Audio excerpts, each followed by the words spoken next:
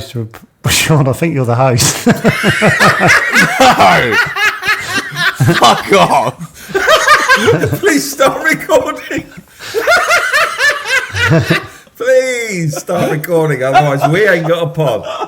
Click record, Sean. Come on, you're producing this. Oh, right there. Okay. Wait. No. It says please ask the host to give you permission to record. Yeah. So I'm not the. Yeah, host. no one's fucking hosting. How's that work? Are you recording your end, David? No, it won't let me. What? No, just are you QuickTime on QuickTime? Yeah. Well, then we've got something. Yeah, but we haven't got Sean. No, but I'm doing QuickTime. You told me to do QuickTime. Oh, fucking hell. Right. Look, I'll set up a new one and send it to everyone. Yeah, okay. Okay. Yeah, fine.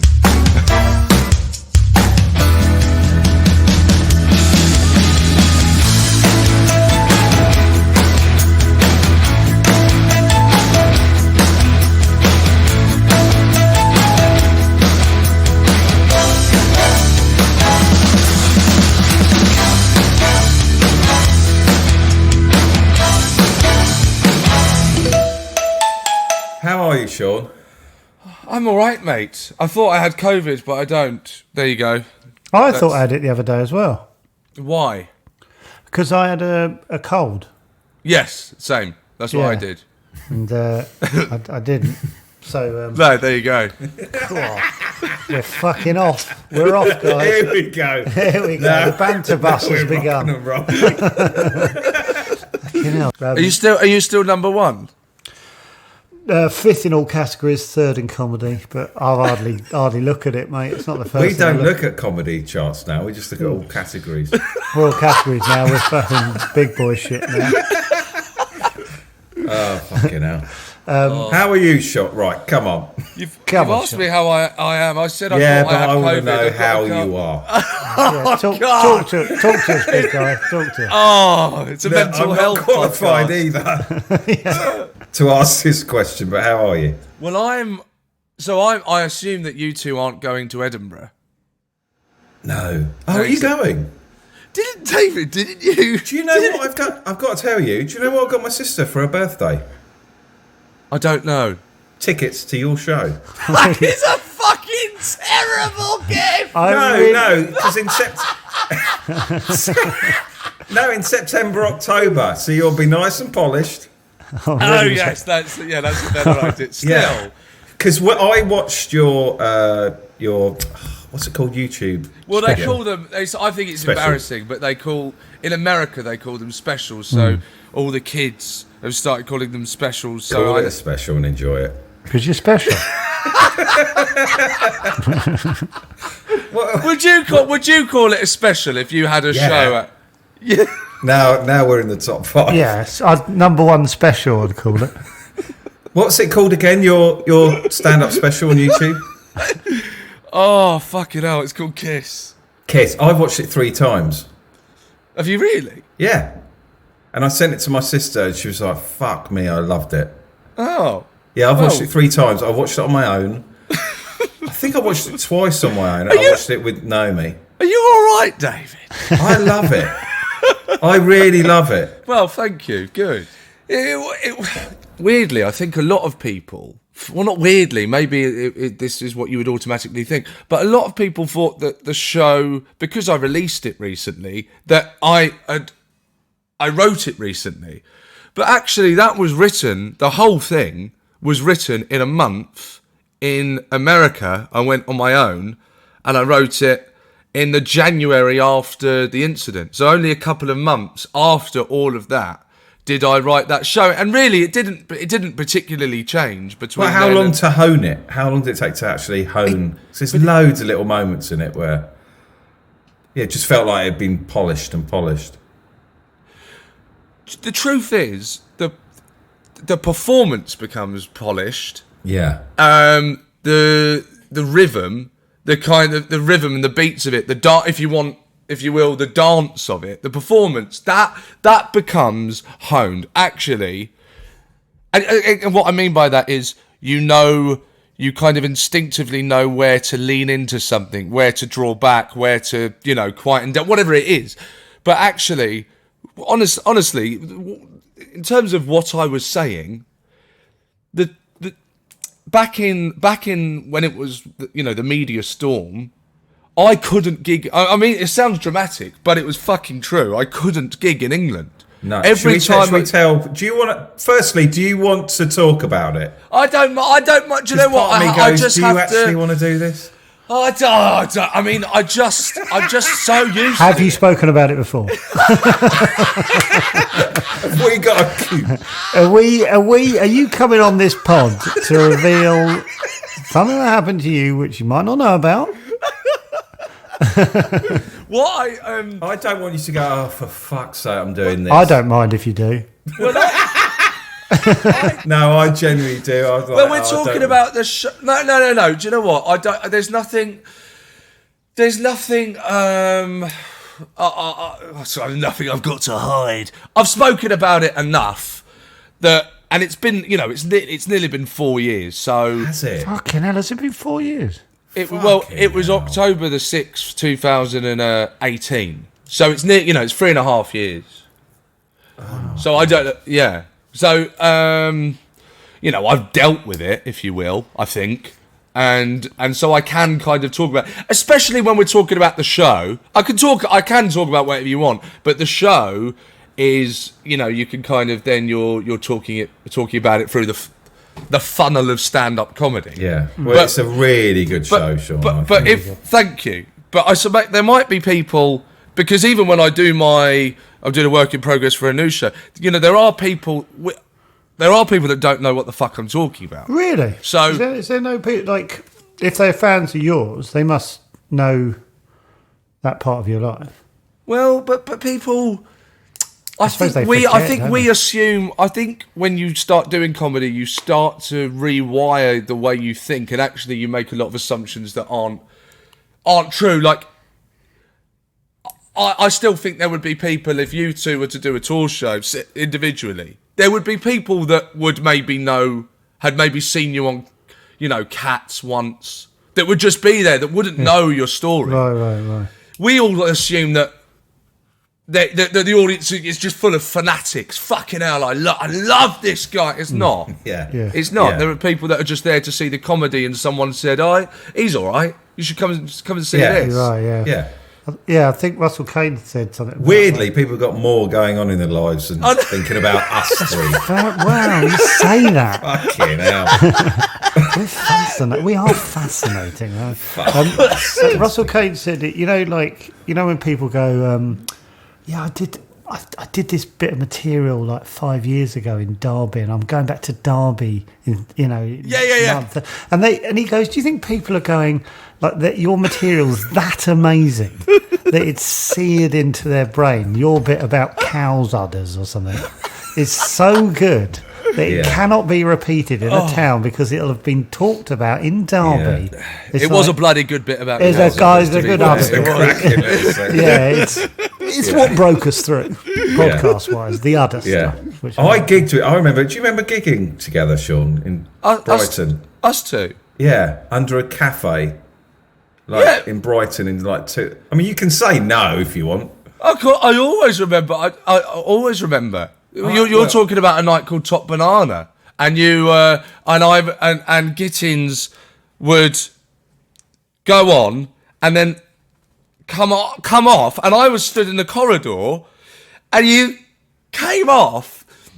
You walked like halfway through the act. Gittins walks off, and I'm starstruck.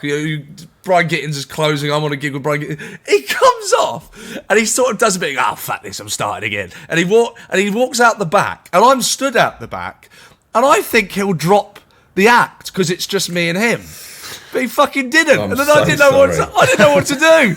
He's just going, "You all right?" I'm so sorry. And I was like, "Oh, now I don't know what to do." He's carrying on. What a wanker. what an inexperienced wanker. I know you had all this trauma going on 4 years ago. Let's deep dive into this. Well, I just want to say, I remember watching you, Sean, and thinking, oh, he's going to be a star. You said that to me. Did I? You said we did a gig it wasn't in Brighton. We did a gig, a weird shit gig in Eastbourne or Worthing, one of the two. And you said that to me. I never forgot that. Oh, really? Oh, I remember thinking... It's your fault. Yeah, I knew what was coming. You might want to, if you get a chance, mate, you might want to do a dancing show. Just write that down. Or just remember it. If it comes up, do a dancing show. I still think you should. I still think because people... There just might be people that don't know what the fuck we're talking about. We never ever tell people what's going on. You do it because you'll be... Yeah. So to summarise, because I have to sort of... for the next Edinburgh show, I have to kind of just recap briefly for anyone that doesn't know and anyone that hasn't seen Kiss. So what I say is, in 2018, I was on Strictly Come Dancing, and I was in a long-term relationship, and my dance partner was married, and we were photographed by the paparazzi kissing. And then I say, and you know the phrase, there's no such thing as bad publicity.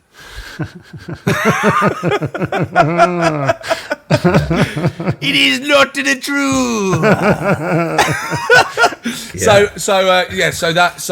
that's what happened, and then the fallout of that. For, you know, I can't speak for the and I don't speak, of course, for the other individuals involved in the story, but the fallout for me was, you know, loss of work, being removed from things, not being able to get work, and then as well, when you talk, what I do know from talking about these things is then when it then gets onto the internet and you're quoted, people go, they say that thing where they go, oh, look, he's now playing the victim. And you go, no, I'm not playing the victim. I'm just trying to, I don't care. I don't need your sympathy. I don't care what you think. I'm just trying to say what it was like. I don't think anyone, but I was probably a particularly bad example of someone that that wouldn't have been prepared for that. It was pretty intense. That was the thing. Like, I was front page of the Sun, I think, for 12 days in a row. I remember me and Naomi. I remember exactly where we were. We were driving back, and we pulled into this petrol station. It was a Sunday morning, I think. I saw the Sun or whatever it is. Yeah, well, all of them. Oh no, on the Sunday it was just the Sun. Yeah. And I just saw you on the front. I went, oh fucking hell! And I got in the car and said, Naomi, look, Sean. Oh fuck me. Yeah. I really remember going, oh dear. The thing I remember most was when you had, because what I can believe, you had to go back on the show. That's the bit that blew my mind. I was like, what the fuck must that have been like? I think... Can we just, sorry, do you mind if we go, when it suddenly appeared in the Sun and you realised it was out, yes, or whenever you realised it was out. Yes. Well, if you've seen Kiss 3 times, so that's real. I get told by my agent in a BBC car park. You thought you were going to get a lovely little bit of news that you're going to Michael McIntyre or something. Yeah. So I'd been told that I was going to be on Michael McIntyre's big show. Yeah. And then my agent said... puffed up he was from the dancing show. Things are going my way.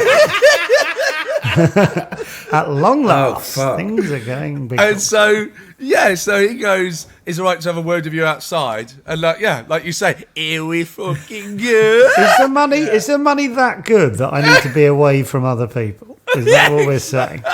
Okay. So he told you the bad news. Yes. How did you react in that first half hour? What were you doing? Well,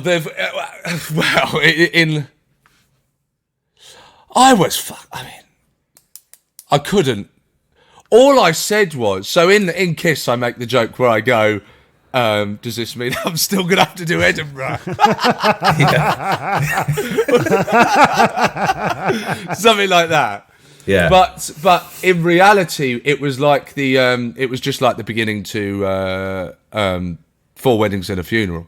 All I could say was fuck. I just kept saying I couldn't talk. I just kept going fuck. And then obviously I had to deliver the news. But you know, fuck. Because we sort of went through something tiny, a much smaller scale than that, but it really affected me. My nerves were shredded. I can't imagine what you were going through. I think that... Sorry, Joe's reading an email by the looks of it. Sean, this isn't working for me, mate.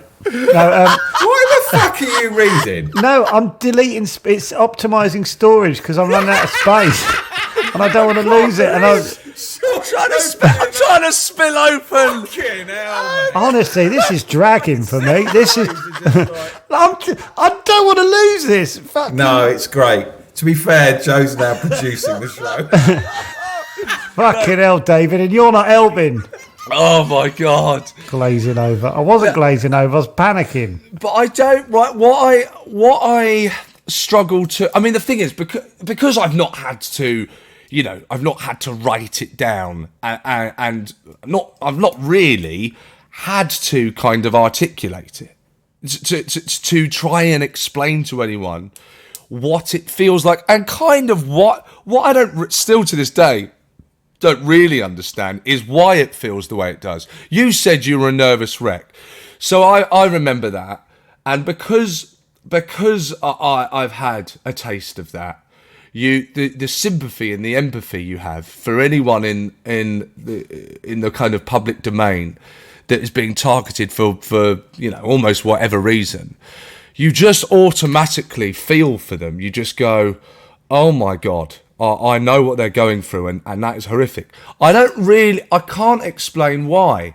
I can't explain what there is about. I think I tried to articulate it once when I was talking to Richard Herring on his podcast. I think there's something strange about your ownership of your identity, if you will. That sounds really wanky, but who you might think you are, who you perceive yourself to be, how you maybe perhaps think others perceive you, is completely taken away. You have no ownership now, and your character is out there. It's chucked up into the air, and now everyone can kind of do whatever the fuck they want with it.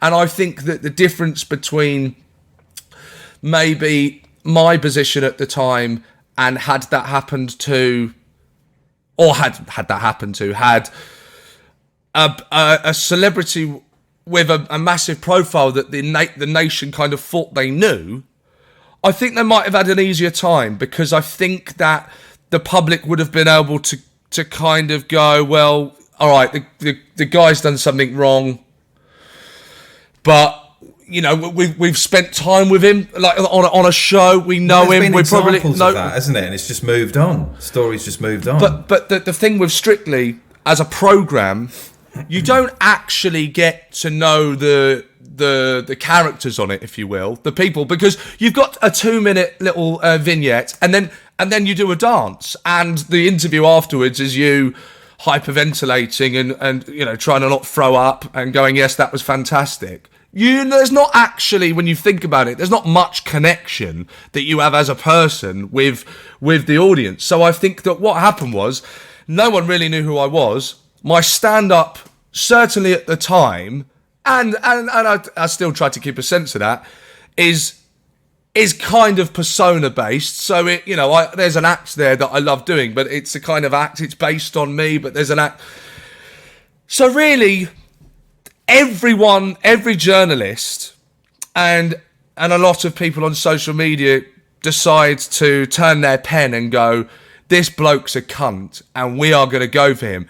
The viewership, the readership, they've got nothing to counter that with. You can't go, come and spend a day with me. Come and spend a day with me. I swear I'm not like what they're saying. Look at the needy cunt. He just made that worse.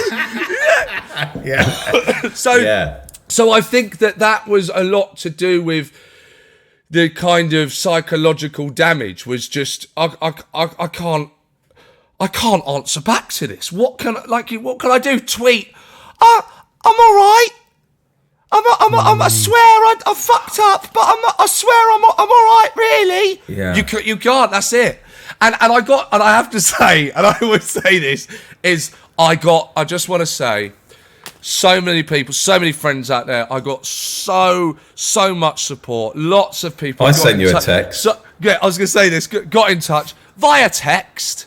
Tweet it, you cunts. I did tweet it. No, I'm joking. I fucking did. You? I got involved. I did.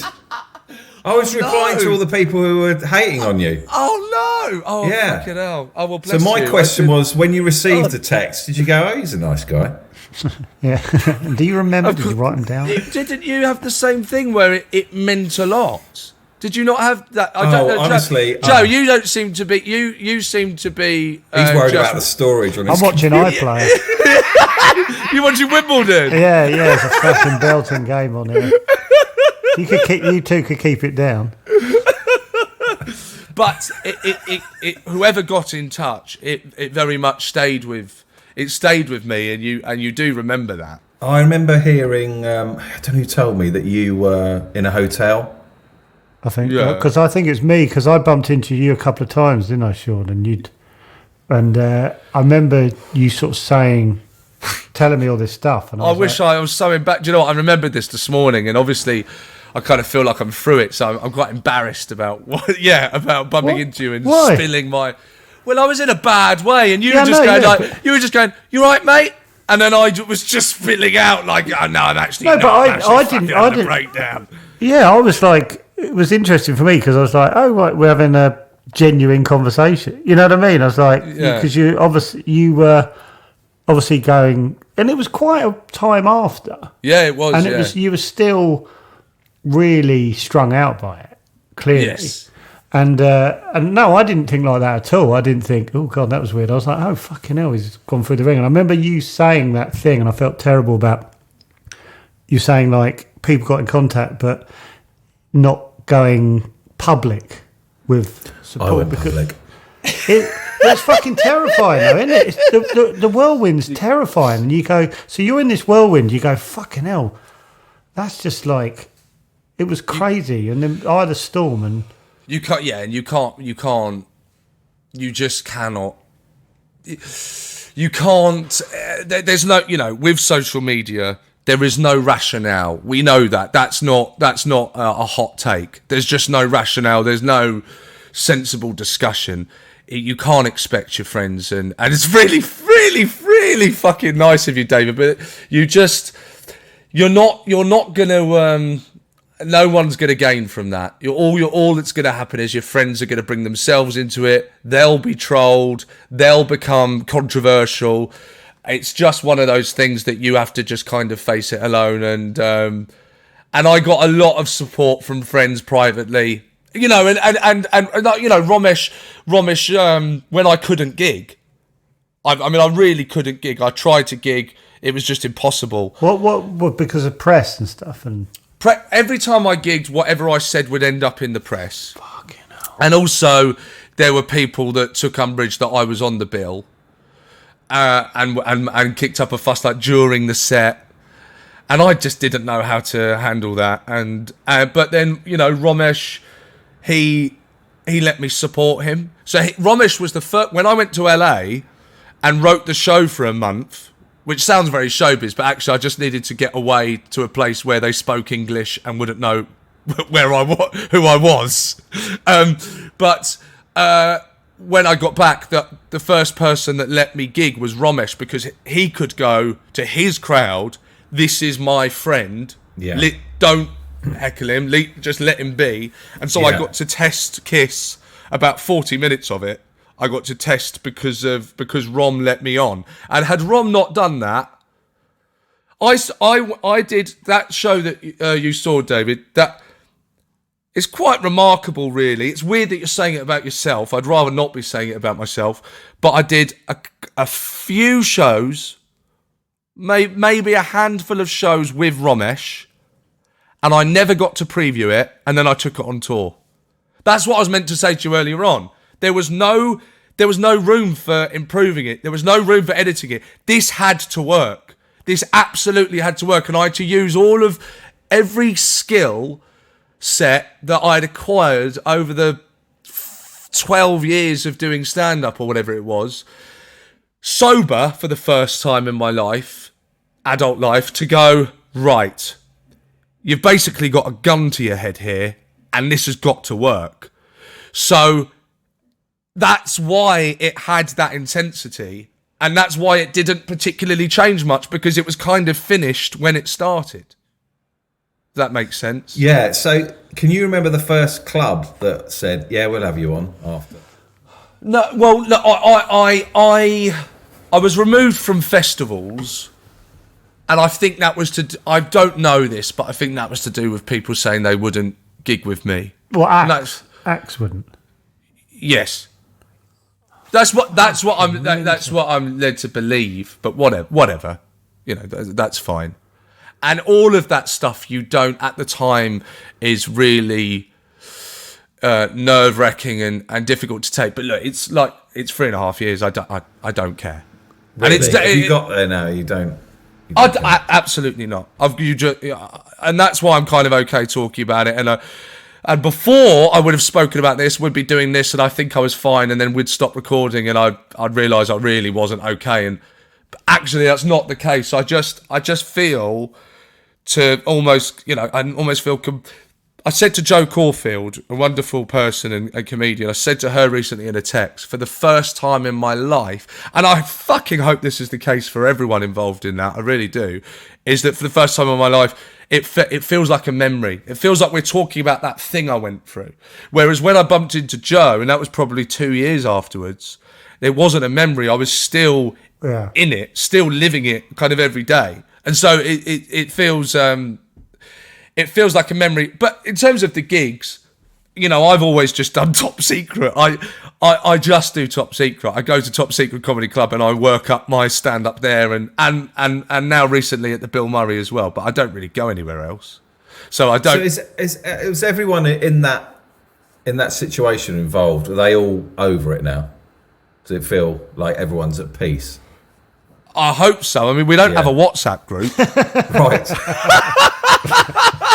Right. You should do. She sends fantastic little gifts. Oh, that would be amazing if you started one and just added everyone and see, hi guys. For an anniversary. It's been 4 years. How's everyone doing? Yes. Yeah. If you just knew that we're all okay. I think so. Good. I think so. Yeah. It seems so. That's all it seems. You never really know, but yeah. Something like that happening without social media would have. I'm just interested, because like social media just goes right. Everything's multiplied by 1 billion, isn't it? Yeah, 1 billion. Yeah. So if like before that story would have just died for you a lot quicker, because once it's not in the papers, it's over. But with social media, it's like you're just getting reminders. People kept saying at the time that it was what is it? What's it? It's tomorrow's fish wrapping. Oh yeah, fish. Yeah. And I knew then. I thought no, that this is stuck on your phone. This isn't going. This will be retweeted. This doesn't just disappear. There will be a new article. There'll be another. It's all clickbait. So yes, that absolutely exacerbated it.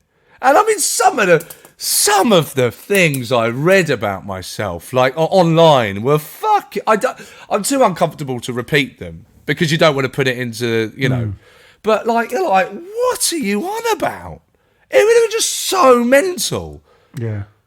And that's what social media can do, can't it? It can grab on to those those comments, and it can get bigger and bigger until the story is something completely different. Because someone said to me, like, what they do with the story, like the press, and then obviously now it's exaggerated with social media, is they want the story to keep going. Of course. Now with social media, that does keep going, and then they reference social media, don't they? Do you know what I mean? So what they can do, which, you know, and I don't read the tabloids or anything or pay any attention, but at the time I did. And what they do is they can make stories out of tweets, which of course they never would have been able to do.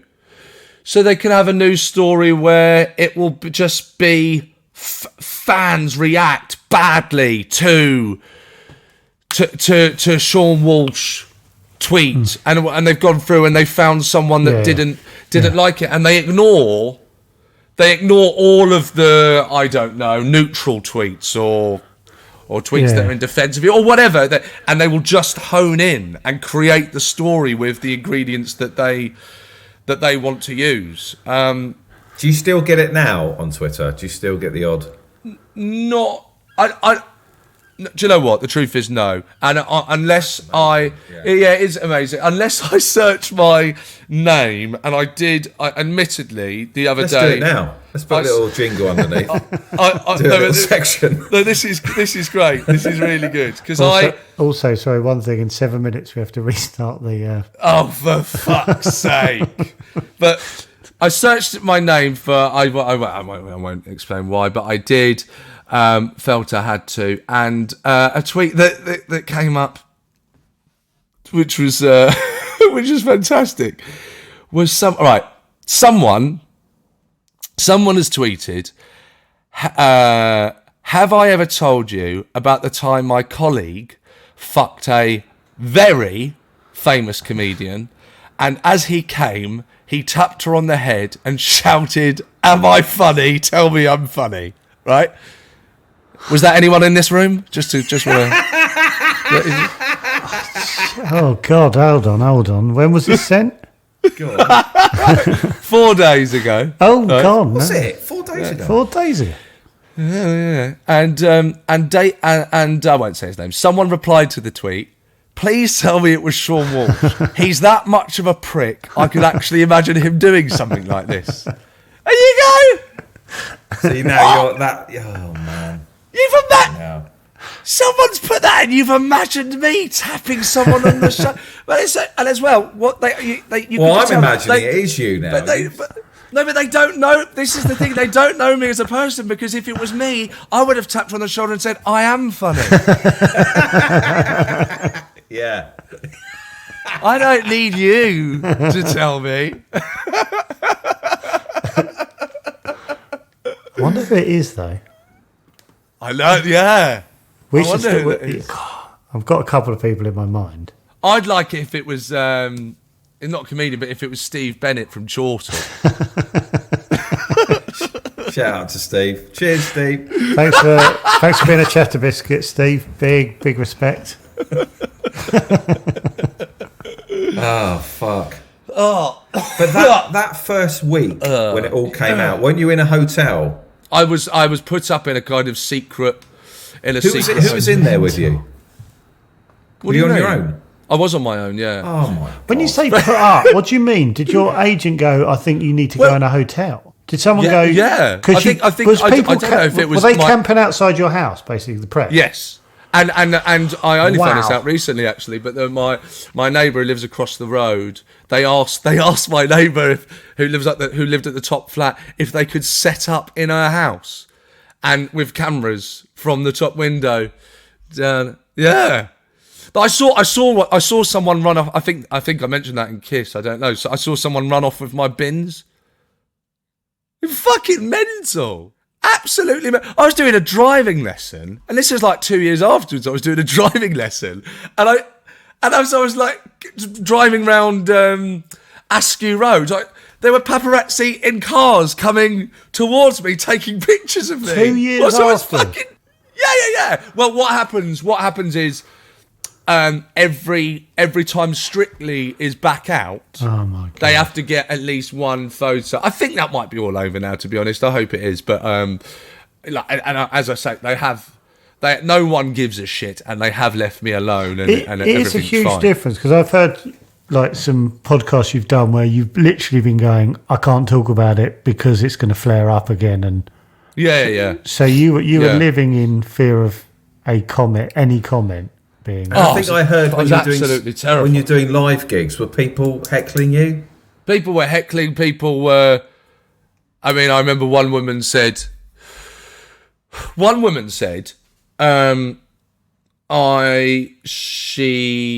I don't know how long I'd been on stage, and then she went, "Oh no, I just don't feel comfortable watching you." I had And loads of that. What about Sean? Yeah. This was years before, though. Something about him. It's unbearable. oh god, and then it turned out she was a Daily Mail. She worked for the Daily Mail, and when I was sat upstairs at the reception bit at Top Secret, kind of fucking distraught. I think I'd walked off. I don't know. And then she came up to me with a fucking dictaphone. I went, do you have any comment about the gig? I was just like, what is wrong with you people? You are fucking mental. The little bits of stuff in the papers that the fact that what they talk about, the skews they do on stuff. I don't know how people do it for a living, where they just have to make this shit up. It's really hard to imagine being that. Maybe 2 or 3 years later, I don't know. The timelines won't be right on it or accurate, but I think my girlfriend was on TikTok or something, and there was this thing trending on TikTok where what was happening is they were taking wrestling. I saw it. Couples. I saw it. Yeah. You saw that? Yeah. What I was was like, oh right, you've got to deal with that now. I couldn't believe this. What is this? What is this? So I explained to you, right? I can't believe you saw it. Yeah, I mean that was really distressing, because then you. Yeah, where's this suddenly story going to go now? Like, so there was there was a thing on TikTok or social Don't bother media. starting it, Sean, because we've got less than a minute left. Because this guy won't pay for Zoom. It's like $14.99 a month. That's not a year. That's a month. He can come out of the pod. Honestly, David. You're fucking in the top 5. When you say it like that, maybe you'll do the free trial for a month. I don't Should we free trial it? believe it. Look, should we stop and start again? Should we stop and start? Are you all right to do a bit more, Sean? Is that Yeah, right? of course. Yeah, I've got the day off. Brilliant. Great. Thanks for doing that, Okay. Dale. Are you going to send a link, Joe? Just use the same one, don't we? Okay, cool. Yeah, hold on. Yeah, okay. I am going to wee as well. Okay. All right, lovely. Cheers.